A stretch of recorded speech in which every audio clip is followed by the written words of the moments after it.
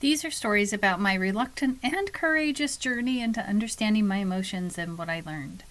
I'm also super grateful for the questions you all ask because it helps me investigate emotions I haven't thought about in a while. This week's topic came from Sabrina, who wanted to know how to transform feelings of rejection into feelings of acceptance, which means that, you guessed it, this week's topic is about how to transform feelings of rejection into feelings of acceptance. In the previous video, I talked about how I got through a time I felt rejected. This video, I'm going to talk about how I felt rejected and started looking for acceptance. So it's the next step. And in the next video, I'm focusing on a time where on the moment or the time where I found that acceptance. In the next video, we'll meditate, where you'll get to investigate all of these things on your own or in your own self. And in the last video, which will be the Friday or the Friday Ditty, I'll bring it all together. I'll get a little more poetic and a little more nerdy to make sense of the journey. All these videos will appear in the playlist titled How to Transform Your Feelings of Rejection into Feelings of Acceptance. So if you have a question like Sabrina did, comment below or DM me on Instagram. I'm Angela, and this is me making sense of myself. I think I'm going to start with asking myself a question. When was a time that you noticed you were feeling rejected and began to look for acceptance? In yesterday's video, I had talked about a time where someone close to me decided to move away. I was newly disabled. I was single. I was getting a divorce. I had 2 young children, and my support system was leaving. And I felt alone, and I also felt rejected.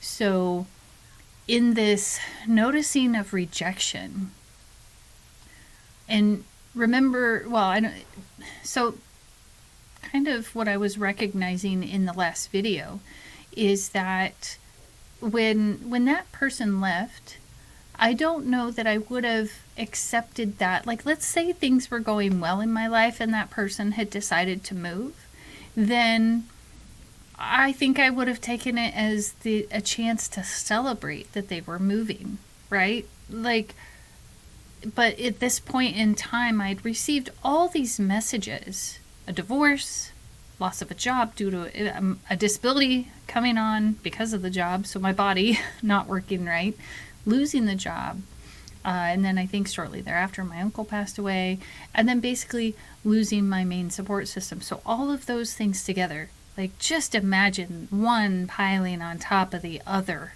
right? And there is just nothing I can do about what's happening. And it feels like, because this is what's happening inside of me, I already wasn't good at my marriage, or, it fell apart there, and I was already judging myself for that and saying, oh, if only you would have done something. Later, I found out that wasn't true. There's only so much you can do, and then the other person has to choose to do it too, or to participate. But these mindsets of, because I can't do, or I didn't do it right, or in that moment I didn't do it right, that sense of rejection, that sense of, well, I'm not good enough, therefore they're kicking me out of the clan, I don't get to be part of the group anymore. Those were very real, and those sensations come up.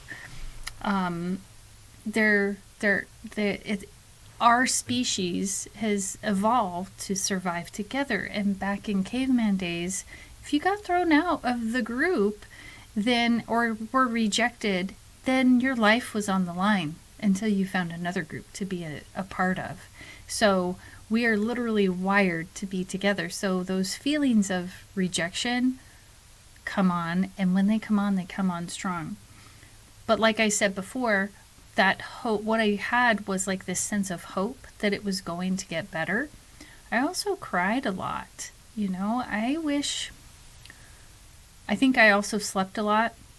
And I remember turning on this one song that Sarah Brightman sings. I think Andrea Bocelli is in the song with her, but it's called Time to Say Goodbye. And it's almost like I had to mourn that what was, because what I had envisioned or what my brain had predicted was going to happen in my life was no longer going to happen. And that grieving process, it takes time, and it takes, I think, gentleness. But in the moment, I wasn't gentle with myself. I kept telling myself that I needed to be better right now, that I needed to solve these problems, and I couldn't understand why it wasn't working out. Nevertheless, how did I start looking for acceptance? Well, in this situation, I remember feeling alone, and I believe that I went to church on a weekend without the kids. And when I went there, it was okay. So just remember, I lost pretty much my whole social group, right? I had had friends that were related to the marriage. I had had friends at work, and I had a couple of friends outside of work, but not enough to support me going through that life challenge. And some of them even fell away as my disability came on. So I had to really start looking for acceptance. And I decided I'm going to go to church. And I go to church. And I was welcomed warmly. And I remember leaning up against the wall. It was a sunny day, and the sun was coming into the foyer as I was waiting for the next, I don't know what I was waiting for. There were some people in the chapel, and I just needed to wait in the lobby. And I remember having this sense that everything was going to be okay. Like I was in the right place at the right time, and that was all I knew. Like there was a sense of peace. And I didn't know at the time that I was going to meet one of my best friends in the whole wide world. And she was going to not, it wasn't on that day. And I don't even think I recognized it until later. But we had this bond that happened pretty quickly. And thank goodness she's one of the people that, like, she reaches out. So for me, sometimes that's hard, especially after I felt rejected and, like, I'm not good enough. Why would I reach out? Even though, like, neuroscience says those chemicals kick in and you feel that so that you will reach out. But I didn't know that. I hadn't had that experience to know that, oh, when I feel this feeling, I'm supposed to reach out. I just felt like I had gotten burned so many times or rejected so many times that reaching out wasn't what I was supposed to do. Going to church, though, that was safe. So it turned out that was the best thing I could have done, because it wasn't just her that I became friends with then. Then I started to have a bigger base of people that were my friends and they didn't care about my disability. They were just my friend because they thought I was nice, or I don't know. I guess in my mind back then I could have been like, oh, they're just trying to be my friend because I have a disability and I need help. But that, like, somehow I lucked out and I met these amazingly genuine people who wanted to be my friend, and they didn't care that I needed additional help. They wanted to be my friend. And so it took me taking that risk of stepping outside of my comfort zone, and then in that moment, like standing in that lobby, knowing I was in the right place. And I don't know what that's about. I wish I could say, like, hey, if you feel rejected and you go someplace, you're going to get that feeling.